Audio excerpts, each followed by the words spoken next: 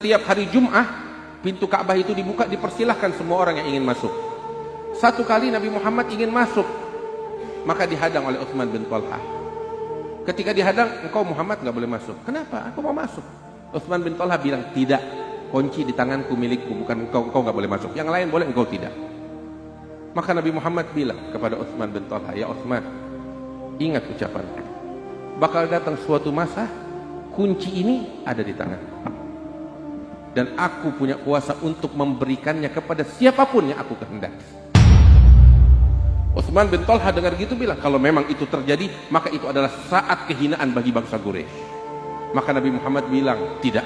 Bahkan sebaliknya, itu adalah saat kemuliaan bagi bangsa Quraisy. Berlalu tahun demi tahun, hingga Nabi Muhammad hijrah ke kota Madinah. Terjadi apa yang terjadi dari perjuangan beliau, hingga pada saat Fatah Mekah, semua tunduk di hadapan Rasulullah. Nabi katakan kepada sahabatnya, aku ingin masuk ke dalam Ka'bah. Beliau memanggil Ali bin Abi Thalib, ya Ali, pergi ke rumah Utsman bin Talha, ambil kunci Ka'bah darinya. Utsman bin Talha bersembunyi ketakutan, takut Nabi Muhammad balas dendam kepadanya. Datang Ali bin Abi Thalib, dipanggil, ya Utsman, engkau dipanggil oleh Rasulullah dengan membawa kunci Ka'bah. Datang dengan hina dan rasa malu ke hadapan Rasulullah SAW. Rasul mengatakan, mana kunci itu? Diambil oleh Rasulullah, dibuka. Kemudian Nabi Muhammad masuk ke dalam Ka'bah bersama beberapa sahabatnya, sholat di dalam Ka'bah.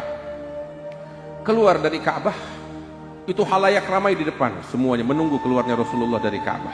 Sayyidina Abbas bin Abdul Muttalib, paman Rasulullah, berdiri di depan pintu Ka'bah. Rasul memegang itu kunci dan beliau memandangnya dan memanggil Utsman, ya Utsman, kemari. Utsman datang dengan hina, gemetar di hadapan Rasulullah, teringat kesalahan yang pernah dia lakukan.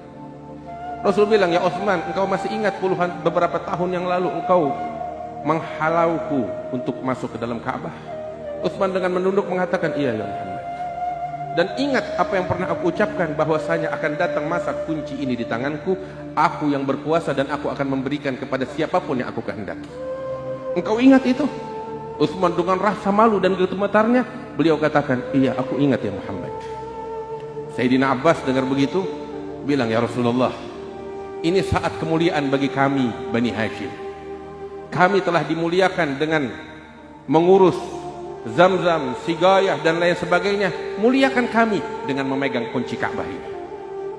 Maka Rasul sallallahu alaihi wasallam mengatakan, innallaha ya'murukum an tu'addul amanati ila ahliha. Allah telah berfirman agar kalian menyampaikan amanat kepada pemiliknya. Persaksikan wahai halayak ramai, kata Rasulullah, kunci ini aku kembalikan kepada Utsman bin Talha. Lihat, nggak menyimpan dendam di dalam hatinya. Beliau katakan, khudh ya Utsman, khalidah talidah. Ambil kunci ini, abadi selama-lamanya, untuk engkau dan keturunanmu ila yaumil qiyamah, la yanzi'uha minkum illa zalim.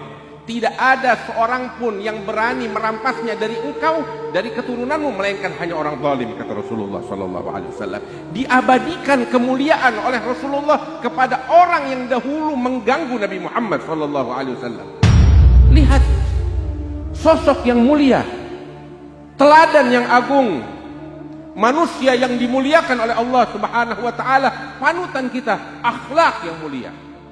Hati yang suci, hadirin yang dimuliakan Allah. Hati yang bersih, yang gak menyimpan dendam. Namun sifat semacam ini langka saat ini di tengah umat Nabi Muhammad sallallahu